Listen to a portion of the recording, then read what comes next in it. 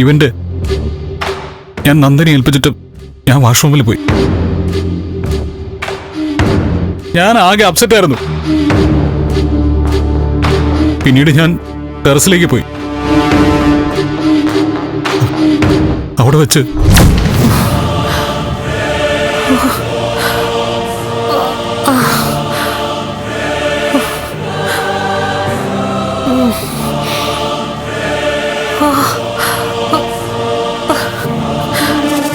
എന്താ പറ്റിയേ? വീണത്, തലയിടിച്ച്. ഹെൽപ്പ്. എന്താ? വെള്ളം.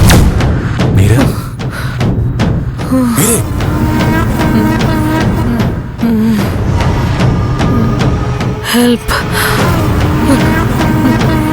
എന്താ?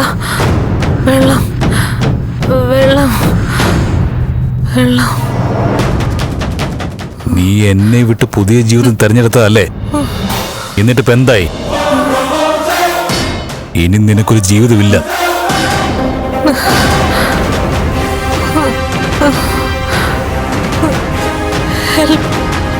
വെള്ളം.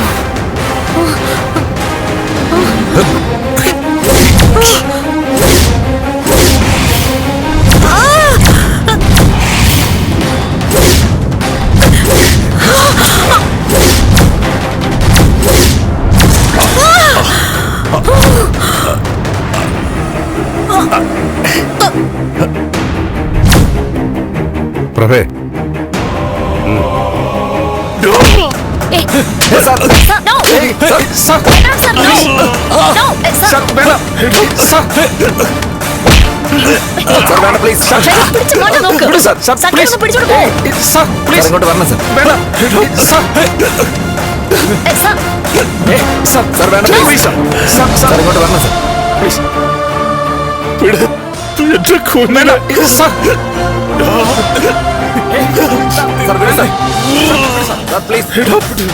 സാർ ഇവിടെ ഇരിക്കണം സാർ.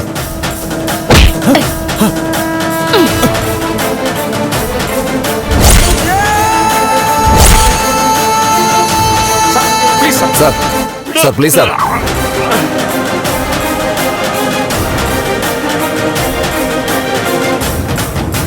സാർ പ്ലീസ് സാർ വേണ്ട. Jaya, take you. Yes madam.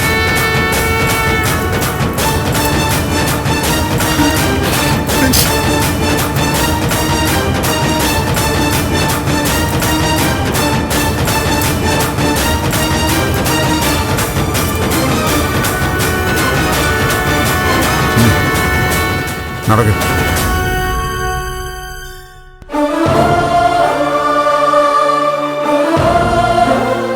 മീരാവധവുമായി ബന്ധപ്പെട്ട് ചന്ദ്രത്ത് ഒരുപാട് പ്രശ്നങ്ങൾ ഉണ്ടായിട്ടുണ്ട്.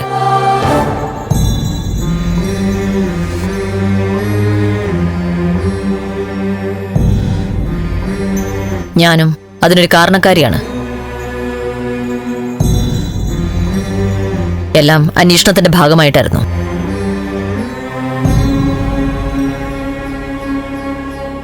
അതല്ല മാഡം, ഇടയ്ക്കൊക്കെ ഞാനും അന്വേഷണത്തെ സംശയിച്ചു പോയി. എന്തെങ്കിലും പറഞ്ഞു പോയിട്ടുണ്ടെങ്കിൽ അത് ടെൻഷൻ കൊണ്ടായിരുന്നു. ഞങ്ങൾ പോലീസുകാർക്ക് ഇത് ശീലമാണ് സാർ. കുറെ കല്ലേറ് കൊണ്ടിട്ടായിരിക്കും പൂമാല കിട്ടുക.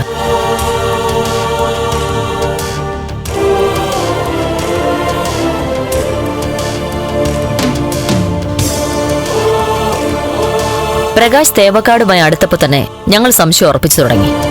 അതിനിടയിൽ നന്ദനാണ് കൊലപാതകിയെന്ന് പ്രകാശ് ഞങ്ങൾക്ക് രഹസ്യമൊഴി നൽകുകയും ചെയ്തു.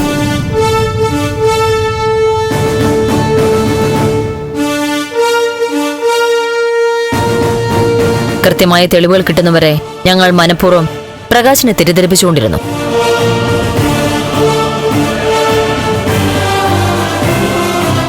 ഇന്നിതാ പറഞ്ഞ തീയതിയിൽ പറഞ്ഞ സ്ഥലത്ത് നിന്ന് കുറ്റവാളിയെ കൊണ്ടുപോവുകയാണ്.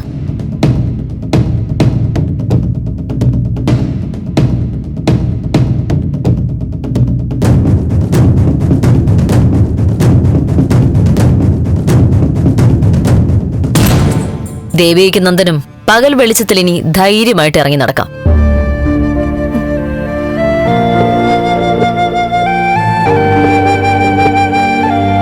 എങ്കിലും ചില അന്വേഷണങ്ങൾ ബാക്കിയുണ്ട്. ദേവികയുടെ മാറി നിൽക്കൽ, അതിന്റെ കാര്യങ്ങൾ അറിയണം. വിളിപ്പിക്കും, വരണം. ശരി മാഡം.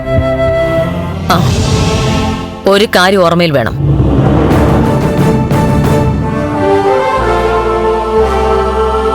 നിയമത്തിൽ നിന്ന് ഒളിച്ചോടാനോ ഒഴിഞ്ഞു മാറാനോ ഒരിക്കലും ശ്രമിക്കരുത്. ശരി മാഡം. ഉം.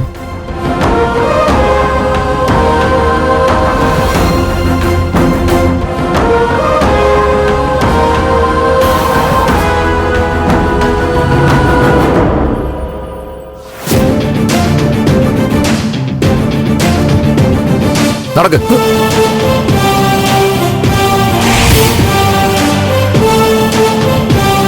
നടക്കടാ.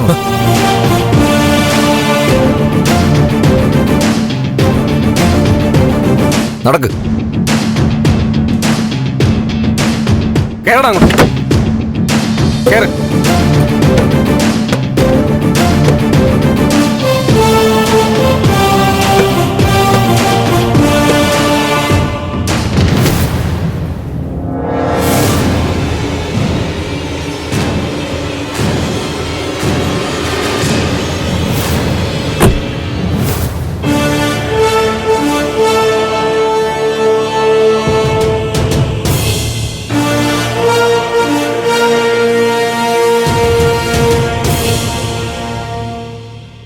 അപ്പൊ ശരി സാർ.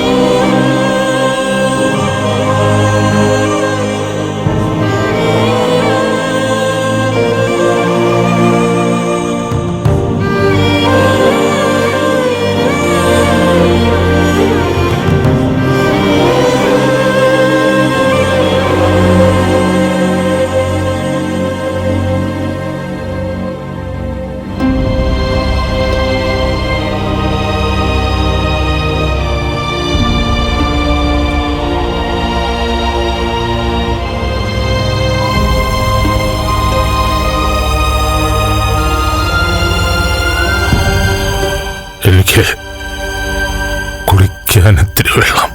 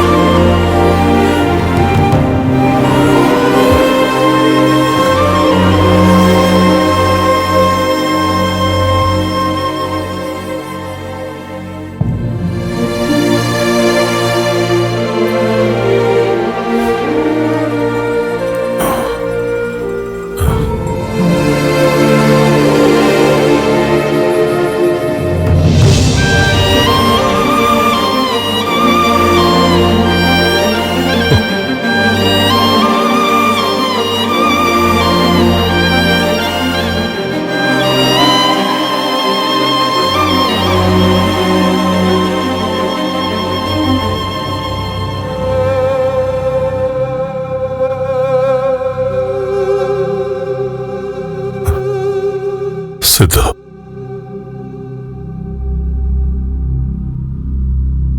മോളെ, നന്മയുള്ളവളാ നീ.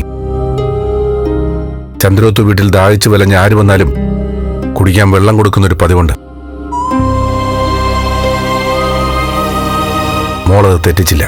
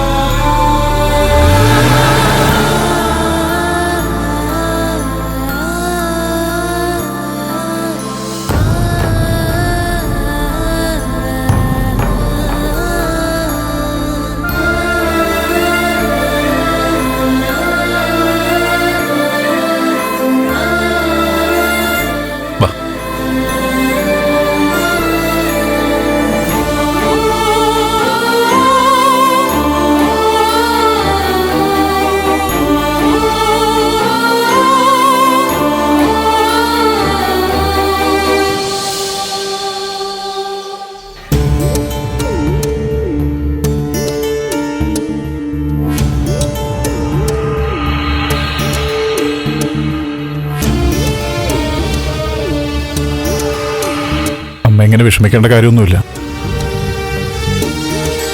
ഇത്രയും വലിയ ദുഷ്ടത കാണിച്ചവൻ ഇപ്പോഴെങ്കിലും നിയമത്തിന്റെ പിടിയിലായതിൽ സന്തോഷിക്കുക വേണ്ടത്. തെളിവെടുക്കാൻ അവൻ ഇടയും കൊണ്ടുവരും. ഈ മുറ്റത്ത് നാട്ടുകാർ കൂടും. എല്ലാവരുടെയും മുന്നിൽ വെച്ചേ ഞാനവന് ശരിക്കൊന്ന് കൊടുക്കും. ഗിരി, അതെ അമ്മേ, പ്രോസിക്യൂഷൻ സാക്ഷിയായി എന്നെയും ചേർക്കണമെന്ന് പറഞ്ഞ് കോടതിയിൽ അവനെതിരെ ഞാൻ തെളിവ് കൊടുക്കും. പരമാവധി ശിക്ഷ തന്നെ വാങ്ങിക്കൊടുക്കും. തൂക്കുകയറെങ്കിൽ തൂക്കുകയറ്. നീ ഒന്ന് വെറുതെ ഇരിക്കുക ഗിരി. അമ്മയ്ക്കെന്താ കുറച്ചു ദിവസം വെച്ചു വിളമ്പിയതിന്റെ സ്നേഹമാണോ? പാമ്പിനാ നമ്മൾ പാല് കൊടുത്തത്. അല്ല, അങ്ങനെയും പറയാൻ പറ്റില്ല. പാമ്പിനെ ഇവന്റെ അത്ര വിഷം കാണില്ല. അമ്മേ, മീരയുടെ മുഖം അമ്മയ്ക്കോ എനിക്ക് മറക്കാൻ പറ്റുമോ?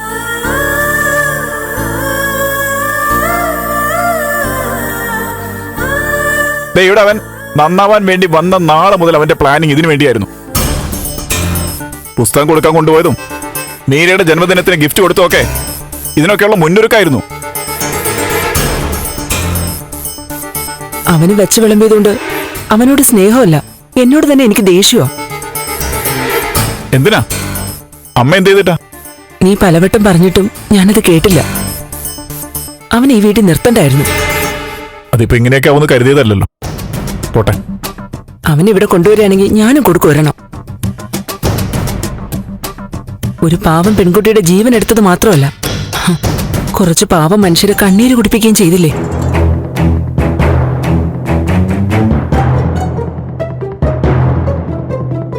എടാ, ഇതിന്റെ പേരില് ചന്ദ്രോത്തുകാർക്ക് നമ്മളോട് ദേഷ്യം തോന്നൂ. അവരുടെ തീരുമാനങ്ങൾ മാറും ഇനി. അതൊന്നും ഇപ്പൊ ചിന്തിക്കണ്ട. പ്രാഞ്ചിയുടെ ബന്ധുക്കൾ എന്ന നിലയ്ക്ക് അവർ തീരുമാനം മാറ്റുകയാണെങ്കിൽ മാറ്റട്ടെ. രജനിയെ ഈ വീട്ടിലേക്ക് കെട്ടിച്ചയക്കണ്ടെന്ന് പ്രഭയാന്റി വാശി പിടിക്കുകയാണെങ്കിൽ അതങ്ങനെ തന്നെ നടക്കട്ടെ. അവന് പരമാവധി ശിക്ഷ വാങ്ങിച്ചു കൊടുക്കണം. അതുമാത്രമേ ഉള്ളൂ ഇപ്പോഴത്തെ ചിന്ത. ബാക്കിയൊക്കെ പിന്നെ.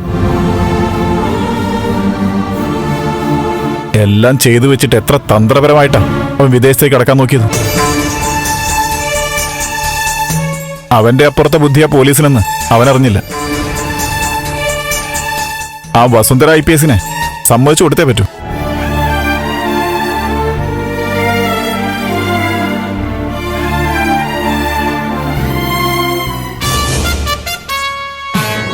കൺഗ്രാജുലേഷൻസ്. Thank you sir. തന്നെ ഇനി എത്ര പ്രശംസിച്ചാലും മതിയാവില്ല. Thank you sir. Thank you. താൻ ഇരിക്കടോ.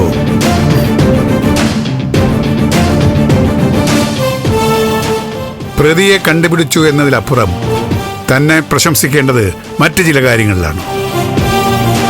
തന്റെ നിശ്ചയദാർഢ്യം അതെടുത്തു പറയേണ്ട കാര്യം തന്നെയാണോ?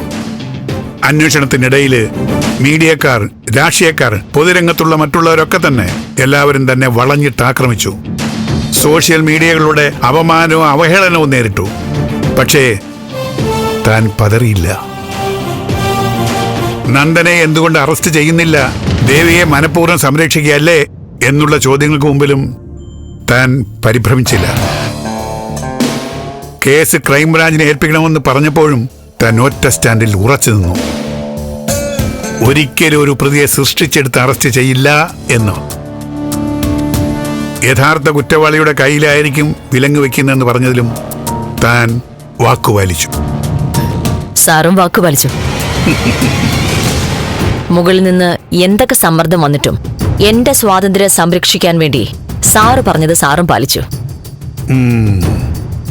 അതുകൊണ്ട് സാറിനോട് ഞാൻ കടപ്പെട്ടിരിക്കുന്നു. Thank you, thank you. Okay, വീണ്ടും വീണ്ടും ഒരുപാട് നേട്ടങ്ങൾ ഉണ്ടാകട്ടെ. Congratulations once again. All the best. Thank you sir.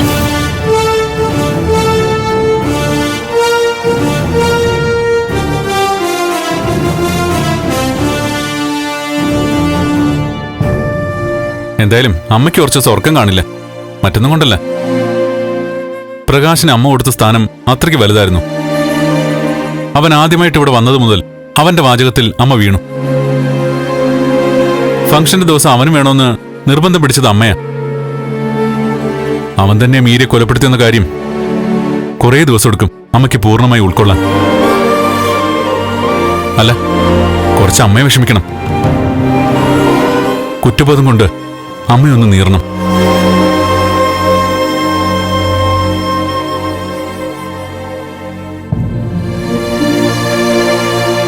എല്ലാം സംഭവിച്ചത് അമ്മ കാരണമല്ലേ?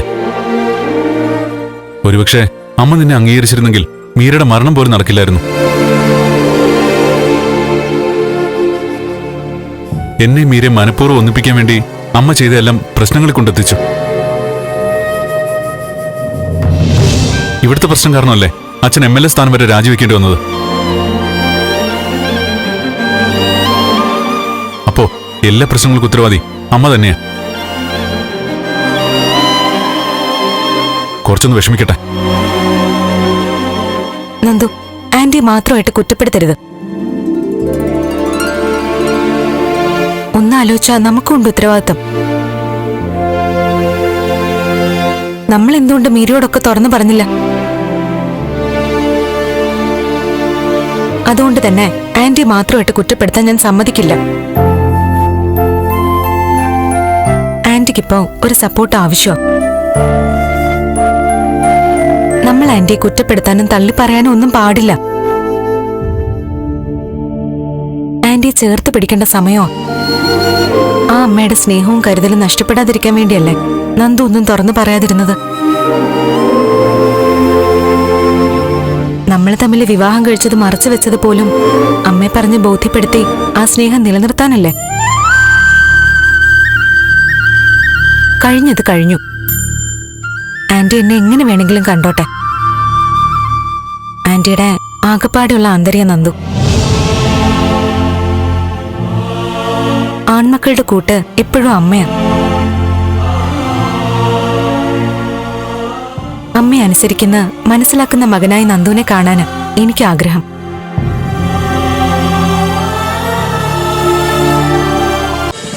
ഫ്ലവേഴ്സ് ഒരുക്കുന്ന കാഴ്ച വസന്തം യൂട്യൂബിൽ പ്രേക്ഷകർക്ക് ലൈവായി കാണാം. ഫ്ലവേഴ്സ് കോമഡിയിൽ ജോയിൻ ചെയ്യൂ, ആസ്വദിക്കൂ.